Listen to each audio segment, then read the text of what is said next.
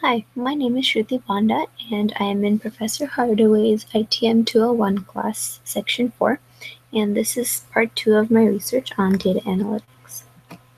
In today's society, data is everywhere we look, in the form of numbers, words, and in more complex forms such as tables and graphs.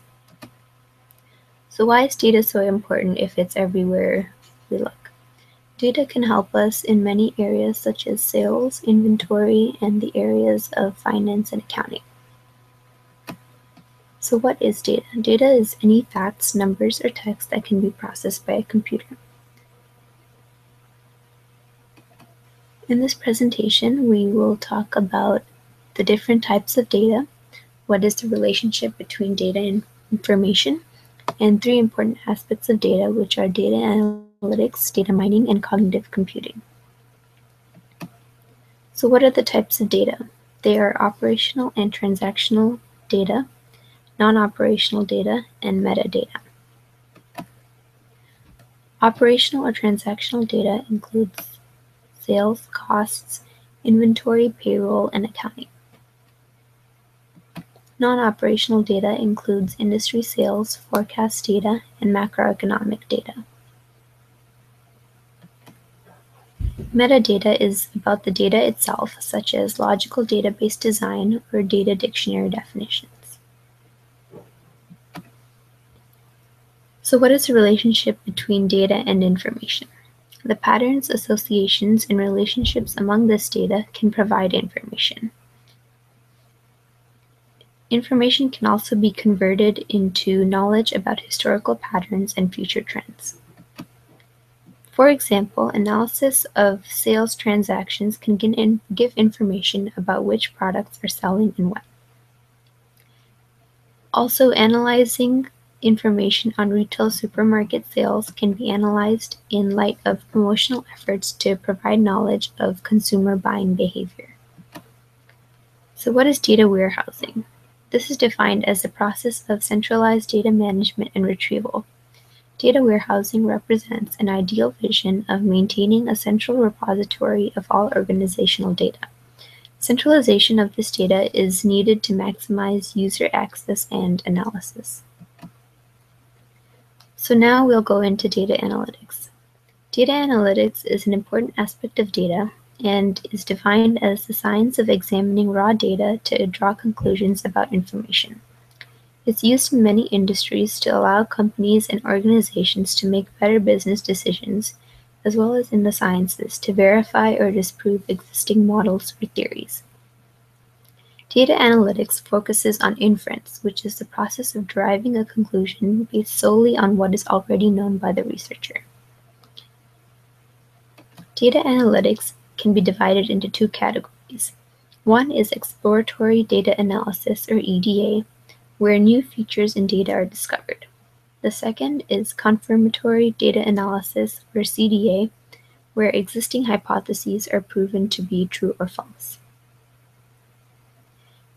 Data analysis is used to determine whether the systems in place effectively protect data, operate efficiently, and succeed in accomplishing an organization's overall goals.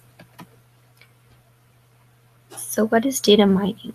Data mining is primarily used by companies with strong customer focus, such as in retail, finance, communication, and marketing organizations. It allows these companies to determine relationships among internal factors like price, product positioning, or staff skills, and external factors like economic indicators, competition, and customer demographics. It also allows companies to determine the impact on sales, customer satisfaction, and corporate profits. There are 5 main elements of data mining. First, an organization extracts, transforms, and loads transaction data onto the warehouse system. Next, it stores and manages the data in the multi-dimensional database system. Then it provides data access to analysts and information technology professionals. The data is then analyzed by software, and lastly, it is presented in a useful format like a table or graph.